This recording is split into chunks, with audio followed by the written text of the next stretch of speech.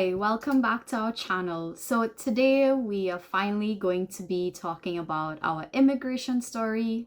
I know this video has been long overdue, so we have decided to split this into 3 parts. So today we're going to be talking about the application process, the processing times, and the costs that were involved. So the idea for this video came about because I posted this picture on my Instagram 2 years ago. The amount of responses that I got from this one picture was completely overwhelming. The amount of people who reached out to me to ask me about the application process, how long did it take for us to get approved, what were the costs involved. So today is your day where we finally address those questions. So before we get started, I just want to post a little disclaimer to say that the information that we're going to give you in this video is not a true reflection of every immigrant story. This is just the experience that Surya and I went through in terms of submitting our application, and this is just our complete story. Making a decision to move to a new country, whether it's Canada or any other country, it's a life-altering decision. You basically need to do a lot of research, outweigh the pros and the cons, because it's not an easy decision to just leave your life behind from your home country and move into a new country. So planning and research are key before you actually go forward in putting through any type of application. So for Surya and I, we both had talked about moving to Canada for several years. It wasn't just something that we woke up one day and impulsively decided to do. We thought about it for a long time. We looked at where we were at in terms of our careers, what we wanted our future to look like, and then we finally decided to put a plan into motion in officially December 2018. So at this point in time, I'm just going to put in a timeline here so you can start to see the journey that we started. So in December 2018, we started to officially put this plan into motion, and we basically started to do a lot of research to try and find out, what was the best route for us to gain entry to come to Canada. We also knew of some colleagues and friends who had moved here, so we also reached out to them to get their input and their advice. Ultimately, it came upon us to do a lot of research. We went to the Canada website, and there are different programs that we found out will allow us to gain entry to come to Canada. So upon doing our research, we found out there were many different programs that allowed immigrants to gain entry to come to Canada. So we found out about programs such as the student visa route. We found out about work visa, provincial nomination program, but ultimately we decided to go with the express entry route. We found that worked best for us. And in exploring the express entry route, there are different programs that you can apply under that stream. So we decided to go with the federal skilled worker stream because that suited our work experience and our education. The reason why we wanted to go with the express entry route, especially for the federal skilled workers, because we found out that this was the faster route for us to gain immediate permanent residency status upon landing in Canada, and then the route to gain Canadian citizenship would take just under the 3 years. So we found that this was a better process for us, and this was what we decided to move forward with in terms of our application. So once we decided that we wanted to proceed with the express entry route, we then had to make a decision on the province that we wanted to eventually settle into. For me, I was lucky enough to be able to be traveling to Canada for my entire life. And the only province that I've been able to visit was Ontario. I have family here, Surin has family here. It wasn't, something much we had to think about. We didn't second guess the decision. We knew that we wanted to come Ontario. It just felt very safe. We have family here, and it was just more suitable for what we wanted and what we envisioned. So what exactly is the express entry program? What exactly is required of the federal skilled worker stream?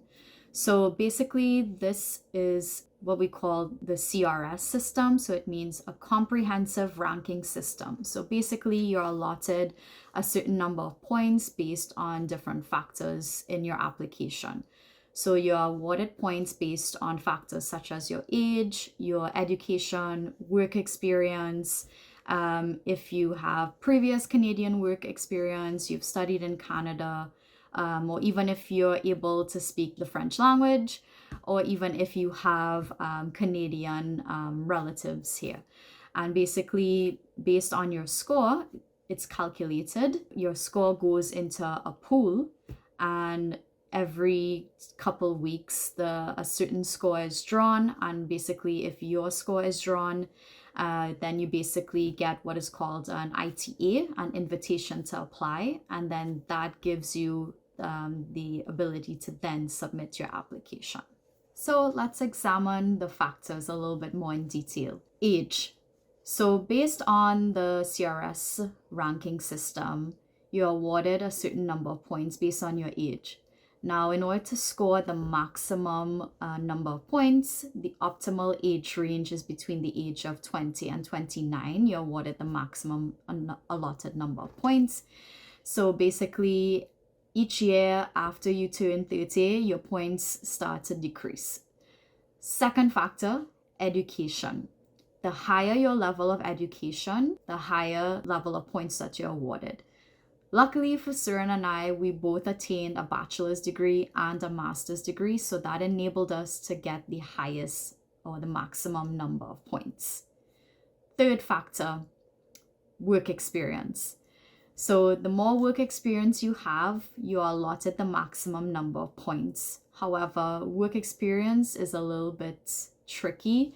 You have to be able to qualify for work experience under what is called the NOC or NOC system. What is NOC? So NOC stands for the National Occupational Classification. So basically it's a Canadian system that's used to classify jobs. And these jobs are grouped based on type of job duties or work a person does. So for immigration purposes, there's type 0, which is for management type jobs. There's level A, which are mostly for professional jobs that will normally require some type of university degree. There's the level B job group, which basically comprises more of the technical jobs and skilled trades. There's the level C, which are classified as intermediate jobs that normally you just need the minimum of a high school diploma. And then finally, there's a level D, which is basically labor jobs that usually give on-the-job training. Because we had applied under the Federal Skilled Workers Program, only certain job groups were considered eligible to meet the work experience. So basically, if you fell into skill type 0, A, or B, you would have been awarded the points that would have been required. So it's very, very important that when you're putting together your profile and then forth your application, you be very careful about the job that you're considering to put on this application. For me personally, I had several different job positions in my career, and not all of my job roles fell into one of these 3 job categories. So that's something you have to take into consideration, because if you don't meet any of these job groups, then you're not going to be awarded points. The fourth factor that must be taken into consideration when creating your profile is that of your language ability. Canada requests that your language ability be assessed in terms of the English language. There's only one approved English language test that can be taken, which is known as IELTS. IELTS stands for International English Language Testing System. So it is a task-based test that assesses the 4 language skills, including listening, reading, writing, and speaking. There are 2 different types of IELTS tests that can be taken. The first IELTS test is called IELTS Academic. This is intended for immigrants who are looking to come to Canada for university. And then the other IELTS exam is known as IELTS General Training. So this is intended for immigrants who are seeking work experience or any other employment. For Surin and I, we did the IELTS General Training, as this was a requirement for the Express Entry Federal Skilled Workers stream. Now, we started to do our research to find out if there were any institutes in Trinidad that offered the IELTS general exam. And at the time, we only came across UE that offered this test. So we started to do our research. We went online to find out the availability to do the test, the cost involved. So when we went on the website, we found out that the earliest availability at that point in time in December to do the next available test was in March 2019. The cost of the exam was 2,000 TT dollars per person, which is around just under 400 Canadian dollars. Now we decided to wait a little bit. We decided to think about it because we wanted to do more research on exactly what was involved to pass this test. And we let a week pass. And when we went back to check the website, we found out that all of the dates in March were completely booked up. So we decided then and there to proceed to book the next available exam, which happened to be in May 2019. So we officially paid for our exams in the first week of January 2019 with the intended date to do the exam in May of that year. So out of the factors that were identified that went into the express entry calculation for our CRS, we decided and we found out that there were some factors that we had control over versus other factors that we had no control over. So we classified it into control factors versus uncontrolled factors. So we knew then and there that there were certain things we couldn't control, such as our age, our education, and our work experience. Those three factors were basically set. There was nothing we could have done differently. It was what it was. The only factor that we found that we had control over was that of the IELTS exam. And from starting to manipulate the scores using the CRS calculator, we realized that the only way we were going to get the maximum number of points from the overall score is if we did well in the IELTS. We basically had to score very high on this exam. Another contributing factor for us to play around with the numbers in the calculator, we were actively checking the draws that were taking place. At the time, the draws would take place every 2 weeks, and we literally had a spreadsheet that we built that kept track of all the scores. So that also gave us a fair gauge of where we wanted to be at. And ultimately, we decided to put our work into ensuring that we scored very high in the IELTS. So we did our research on YouTube and we found there were a lot of guides, there were a lot of videos, there were a lot of practice tests that YouTubers posted on their channels. That's what we used to review the different skill sets that we would have been tested on. And as well, we also found out there were a couple apps that we were able to download that gave us access to previous past papers. But I would say my top tip is practice, practice, practice. Practice makes perfect. Sometimes you might think that, you've done well in school in the English language, but this exam is testing under British standards. So the technique in terms of how to speak, the things to say, the vocabulary, sentence construction, everything was completely different. So Surin and I would literally sit down every Friday night, even on the weekends, sometimes sacrificing, not going out and liming. We literally used to sit down every week and we used to do practice tests together. We even used to do practice speaking. So one part of the IELTS exam does involve an oral. It's normally done 2 days prior to the written exam where you assess on the other 3 skills. So we literally used to take turns practicing, how to speak and using the right vocab. So that would be my top tip for you. Don't waste your money on trying to do exams and pay for exams. Look to YouTube. They have a wide variety of resources.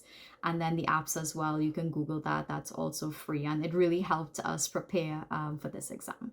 So Surin and I completed our oral on May 9th, 2019.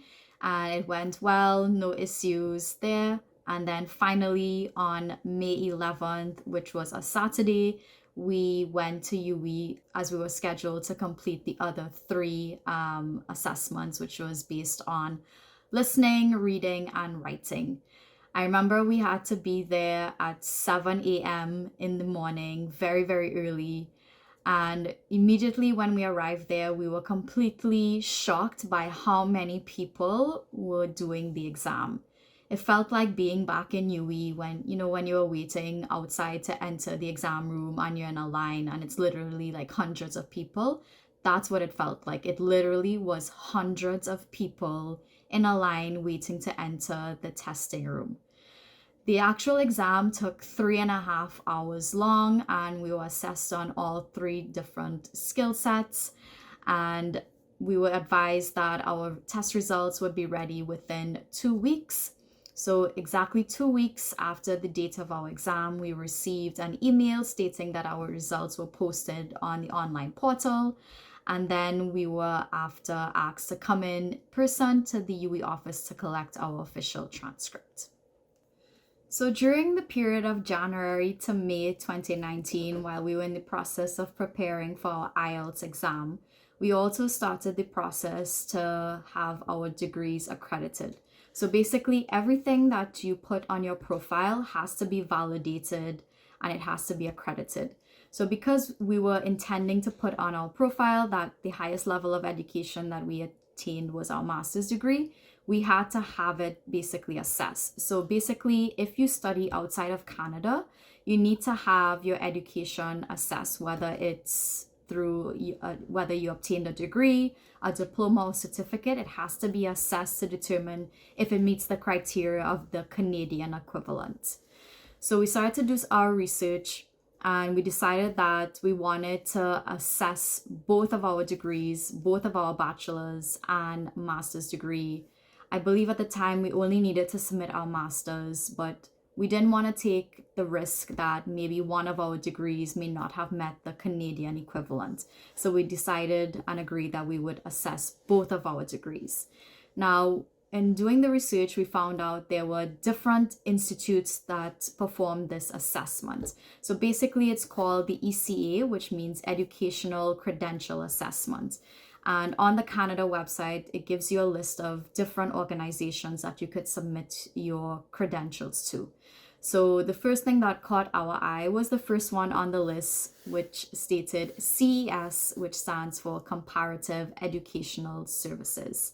So basically, this involves sending our credentials to the University of Toronto's School of Continuing Studies to assess our degrees. So in order to first get our transcripts, we had to go to UE to officially make that request. And we decided to collect the sealed transcripts ourselves in person. So that took considerable time. It took a month to get those credentials. So it took between the month of January to February for us to do that. And then finally, when we got both of our transcripts, we then decided to proceed with FedEx to have it shipped and delivered to University of Toronto. And we decided to go the route of the express tracking system, even though it was the most expensive, because we wanted to be able to keep track of those credentials. So the cost of actually applying for the University of Toronto to do the assessment was 200 Canadian per assessment. Because we were submitting 2 of our degrees to be assessed, that costed us 400 Canadian per person. And then the cost to actually ship it through the express tracking for FedEx costed us in total 100 Canadian dollars.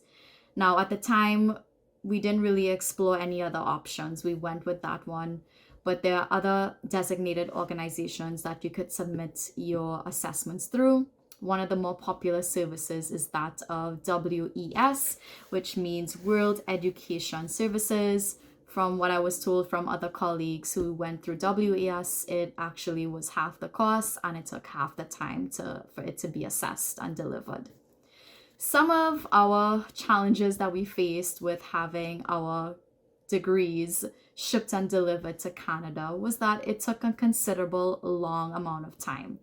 We shipped our credentials in February 2019, And it was estimated, even with the express shipping, it would have taken 1 month to reach Canada. And luckily, we were able to keep track of where the delivery had reached, our package had reached through the portal online. So by the end of March, when we viewed the portal, we realized it still had not reached the University of Toronto. So at that point in time, I remember having to call the University of Toronto to find out the status, and they also confirmed it still had not reached.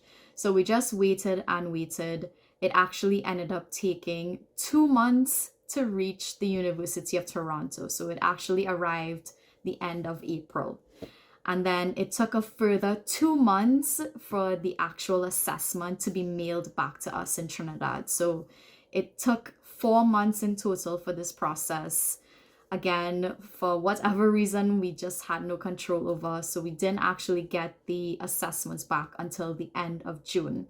But luckily, the time was worth waiting for, because luckily both of our degrees were confirmed as the equivalent version of a Canadian bachelor's degree and a Canadian master's degree. So that made up for the long time. So during the time when we were preparing for our IELTS exam, we were putting together all of our credentials, degrees to be sent to the University of Toronto to be accredited. One of the other major things that we did during this time period, we started to put together our job letters. So based on one of the factors of the CRS system, you had to indicate the years of work experience you have, but it has to be aligned to the Canadian National Occupational Classification. So we started the process to get job letters from our employers. Now, in terms of the application itself, you have to submit letters from all of your employers to justify the years of work experience. Now, this wasn't any ordinary job letter. It had to be in a certain format. It had to be aligned to the specific NOC code. So basically, this process of getting these job letters from our employers took about 2 months, because it had to be very descriptive. So it had to specifically outline all of our job duties very comprehensively. It had to indicate the relevant NOC job type next to each job position that we ever held. And it also had to indicate the compensation as well as every other job letter. But the most important part was really the job duties. And what I would recommend is, when you're going through this process, spend some time with your employer to go through these job duties. So if you refer to the National Occupational System, you would actually get a better description of what the job duties should look like for each of the job positions. So that's why it took Cern and I about 2 months, because we spent a lot of time working with our human resource department to draft the exact wording of our job duties to ensure it aligned to the job position that we are applying for. So after we received our job letters from our employers, I decided to take the application process one step further. I wanted to ensure that the job letters that we received and basically aligned with the NOC codes that we chose, I basically wanted to get validation that the NOC codes that we put on our job letters were in fact the correct NOC codes. So I found a website online, which I'll link below. It's called lptoronto.com. So basically, they're a Canadian group of companies that provide immigration services. And basically, one of the services that they provided was individual NOC selection. So basically, after receiving the job letters, I submitted it to them for them to validate that the NOC codes on the job letter was in fact the correct one. Now, this costed 55 Canadian per assessment. So I did that for both Cern and I. And within a week, I was able to get a response from the team. So lptoronto.com, they are also immigration lawyers. So I trusted that the information that they provided me was legitimate. And they did indeed confirm that the information that we both had on our job letters did in fact match the NOC codes that we had chosen. So there were no issues for us to proceed with actually creating the profile. That's just an added step that I took, and that was very useful if you're ever in doubt in terms of if the NOC code that you're selecting is in fact accurate. I highly recommend that you can use them. I'm sure there are other services, but the feedback that they gave me was pretty great. They were very helpful and they were very quick in terms of responsiveness. So let's recap the timeline.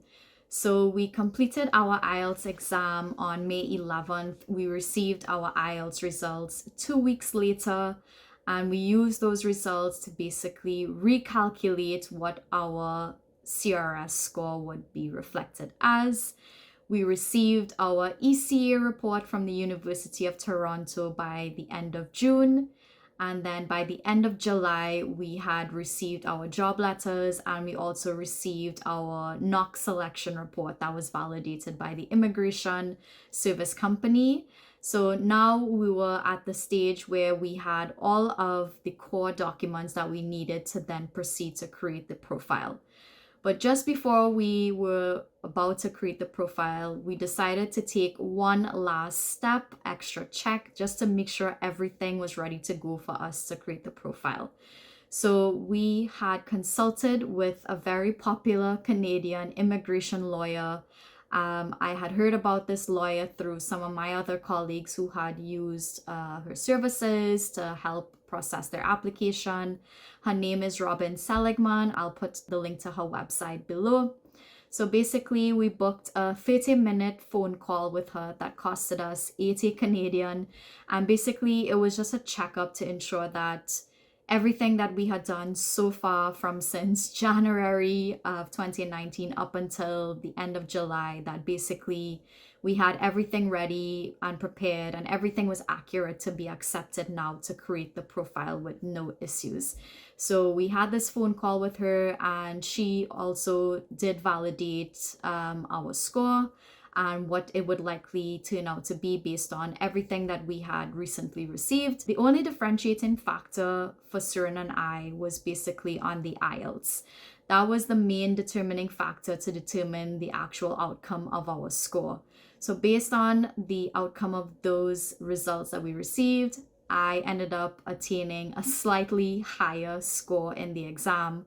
And the lawyer had recommended that because we were married, we could just submit one application, but that I would be the primary applicant as I attained a higher score in the CRS Calculator versus if we had applied individually. So that's another tip that you can do. So once you are married or you're in a common law relationship, or you're looking to apply on behalf of your family, if you're coming to Canada with kids, you only need to submit one application, but you need to designate someone to be the primary applicant, and that person should be the person who attains the higher overall CRS score.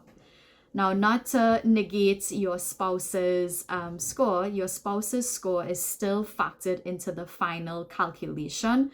So your spouse's score still has a big part to play in your overall score for the CRS.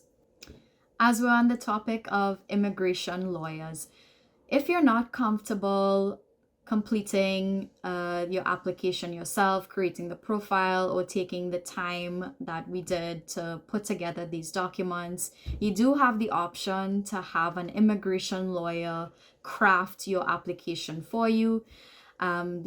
The reason why Surin and I didn't go through with this option because it was heavily expensive. We did get an estimate of how much it would have costed if we went with the immigration lawyer that we consulted with, and it was in the tens of thousands of Canadian dollars. And that just wasn't feasible for us at the time, and we felt like the work that we had done over the past couple months that it was sufficient for us. And even when we spoke with the lawyer, she gave us the validation that everything we've done so far looks good. There were no issues with any potential errors that may have occurred during the actual processing. So after getting the validation from the immigration lawyer that we got the approval to go ahead and create the profile, we then started to strategize when was the best time for us to create this profile. So, as I mentioned before, since December 2018, we were planning this move, and this is when we put our plan into motion. We actually started to track the draws from since December 2018, and we found a trend that every 2 weeks in the month that the draws would take place, and we had a spreadsheet that we were keeping track of the scores. So after speaking with the immigration lawyer, when we did our final calculation to determine what our combined CRS score would look like, it was calculated to be 470. So at the point in time after we spoke with the immigration lawyer, the scores that were being drawn at the time was around 460. So I deliberately delayed creating the profile until August. I felt as if that would have been best aligned with when our score would have been drawn. So we created our profile in early August 2019 with the expectation that based on what we anticipated would have been the next following draw, that our score would have been drawn. Now, at the point of profile creation, there are no costs involved, so there's no fees that you have to pay. However, at this point in time, you need to ensure that the information that you're inputting into your profile is accurate. So you need to have the transcripts that you would have received for your ECA report. You need to also have your scores from your IELTS exam. You also need to have your job letters with the correct NOC code on it as well. And after creating the profile, as time would have it, 7 days after I created the profile, we received an email stating that we got the invitation to apply, as our exact score of 470 was drawn 7 days exactly after I created the profile. At this point in time, after getting the invitation to apply, we found out we had a lot more work we had to do. So we received the invitation to apply on August 12, 2019. So from the time that I received the invitation to apply, the deadline officially starts for you to ensure that you have your application together. So once you receive your invitation to apply, you have exact 60 days to submit your application. Now, there are certain documents that you need to get after receiving your invitation to apply that only you could have gotten at that period of time. So one of the most significant documents that we had to get was to have a medical test done. So normally you would go on the Canada website and it would list the approved physicians in your designated country that are authorized to perform this test. At this point in time, there was only one approved doctor in Trinidad that was authorized to do this test. So because I didn't want to waste any further time, the same day that I received the invitation to apply, I contacted the doctor's office immediately. And the reason why I did that, because if there's only one doctor in Trinidad that is doing this test, then more than likely I knew we probably would have had a very long appointment. So when I contacted the office the same day, the earliest medical appointment that I can get for both of us was in September. And that was already putting us past the first 30 days for the application. So I booked it immediately for both of us. Now, what is involved in this medical test? So it goes beyond just a routine physical exam. You have to do an X-ray and you also have to do a blood test. So one of the most critical types of diseases that is being checked for is tuberculosis, and the blood test was done to verify if we had any other diseases. So fitness was something that we were very, very conscious about, and we wanted to make sure that we were very healthy to do this medical test. It roughly costed us just under 1,000 TT dollars per person to do all of the tests. And then by the time we did this test in September, it took us some time to get back the results. That further delayed the original time that we wanted to submit the application. So even though we had a 60-day deadline date, our plan was to actually submit the application earlier, within possibly 30 or 40 days, because we already had the majority of the documents and we didn't really want to wait till the end of the 60 days to submit the application. So those were some of the delays that we experienced, as the medical test results took about 3 weeks to get. One of the other documents that we needed to get after receiving the invitation to apply was that we had to request a certificate of character. So we both went to our police station and we applied for the certificate of character. As you know, in Trinidad, at least at that point in time, the COC was only valid for 3 months. So hence the reason why we decided to wait until after we received the invitation to request it. That also took considerable amount of time to get. It took roughly about a month to get for both Surin and I. So we actually ended up receiving that towards the end of September.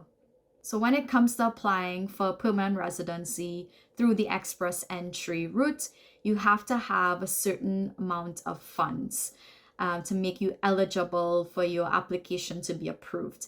So there's a listing online that tells you, based on the total number of members in your family that you're going to be traveling with, there's a certain minimum amount of funds that you must have.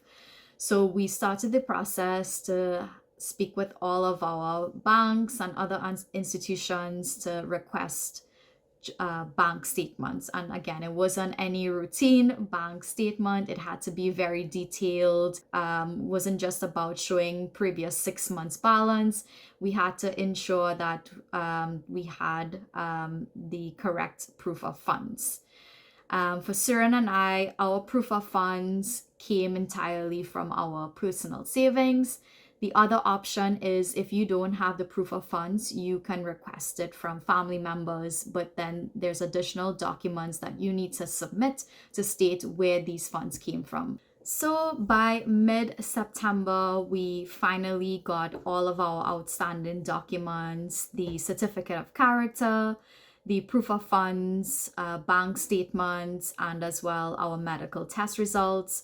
So we set a deadline for both of us to have our application submitted by the end of September, as our application was actually due the middle of October. So in order to submit our application, everything is done 100% soft copy. So we literally spent that day on September 29th, spending what seemed like hours and hours scanning all of our paper documents, because at that point in time, that was the only way that we were able to receive our documents. There were no electronic copies for anything. So it took some time to scan all of the documents, what seemed like almost hundreds of pages for our application, but we were able to finally submit everything on our deadline date of September 29th. At the point of submitting your application, you have to pay fees for the application. So there are 2 fees that you have to pay because we're applying under the express entry. So you have to pay an application fee, and then we have to also pay a right of permanent residency fee. At this point in time, it costed us around 1,200 Canadian per person to submit those fees. And we had to do that as soon as we submitted all the documents online. After we did that, we got a receipt, we got a confirmation email, and it told us basically that the average processing time for the application was around 6 months on average. So let's take a quick recap of our entire timeline. So we started this process in December 2018, starting with doing the research for the express entry, doing the research on the IELTS, and we completed this entire part of our journey in September 2019. So it took us a period of 10 months to put together all the documents, create the profile, and to submit the application form. This was just our timeline. And And it was just because of the length of time. We had a lot of delays in getting a lot of these documents. So that was just our reason for the 10 months that it took for us. Now, at the point of submitting the application, basically it was just a waiting game. There was nothing else that we could have done. We were just basically waiting for an email to state that we had proceeded to the next stage, which meant that we would have received a document known as the COPR, which is the Confirmation of Permanent Residence. So basically it was just a waiting game. One of the initiatives that I decided to do, so after submitting the application, I did some research online and I came across a forum called canadavisa.com. I'll link it in the description below. I subscribe to this forum. So basically it's a forum for other immigrants who are looking to come to Canada. And it's a forum where you can find out information in terms of processing times for other immigrants. You can share your experiences.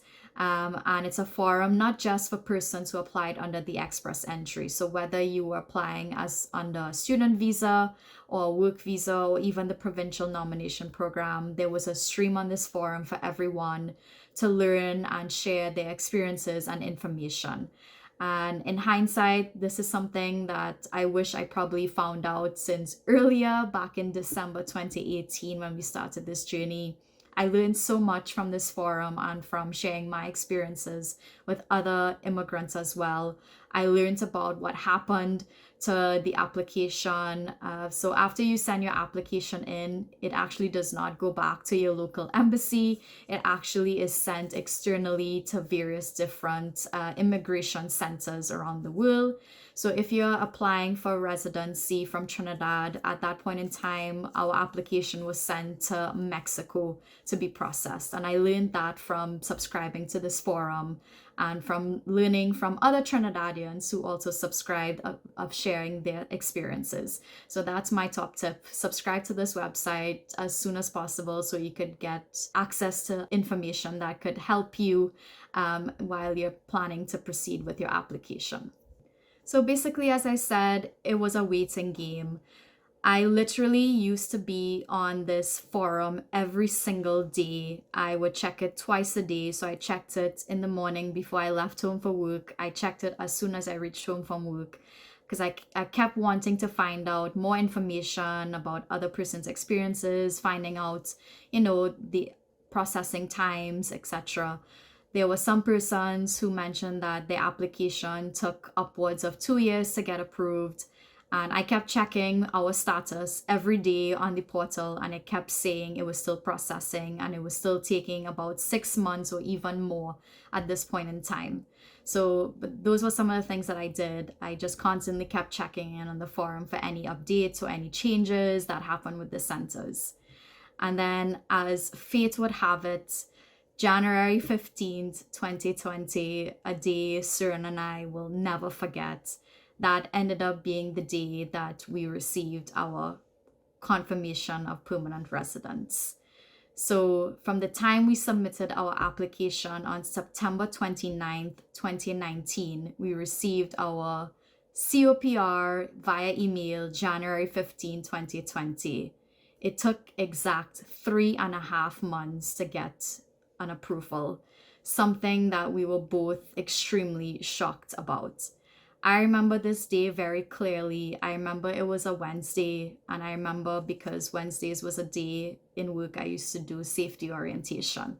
And I remember I was alone in the meeting room and I checked my phone, and that's when I saw that I got the email stating that we were granted the COPR. And I remember just going into a state of utter shock and disbelief. I could not believe that we finally got it. I think I was more in shock because I couldn't believe that it didn't take as long as I anticipated, based on other immigrants sharing their experiences from the forum. And I just remember just being speechless. I remember sitting alone in this room for like at least 30 minutes by myself, trying to process what this email meant and how it was going to forever change the lives of Surin and I. And I remember I didn't message him. I didn't tell anyone. I didn't know what to do. I was still trying to process it. And I remember going about the rest of my workday as if nothing happened. And I remember when I left work, I knew I really wanted to surprise Surin and to surprise him, because I know he would not have thought that we would have, gotten through so quickly. And I remember it just being a special day because it happened to coincide the day before a very important anniversary for Surin and I. So there really was no better gift for us to receive this email stating that we finally got the COPR. So basically we got this email, and basically it was the validation that we needed. And we just felt like a huge sense of relief that, since December 2018 leading up to January 2020, in such a short space of time, that our lives were about to change. So just when you thought that it was a time to rejoice and celebrate, the truth is the real work was now about to begin. So everything that Surin and I had done from since December 2018 leading up to January 2020, in fact, that was just what we call the pre-work for our entire journey here to Canada. There was a lot of work that we knew that had to come next after receiving the confirmation of permanent residency. So that was another obstacle that we had to go through. And just when we were preparing to start finalizing, our process of actually putting everything in place to leave Trinidad, what happened? The unimaginable thing happened. Well, that brings me to the end of part 1 of our immigration story. Stay tuned for part 2, where we talk about the preparation to leave Trinidad and all the other obstacles that came along with it. Thanks so much for watching. I hope the information in this video has been useful, and for anyone who is thinking about express entry or exploring permanent residency. If you have not already done so, please like, subscribe, and comment down below. Please subscribe to our channel. It will mean a great deal to us. You'll get notifications about more upcoming videos. Thank you, and stay tuned for the next one.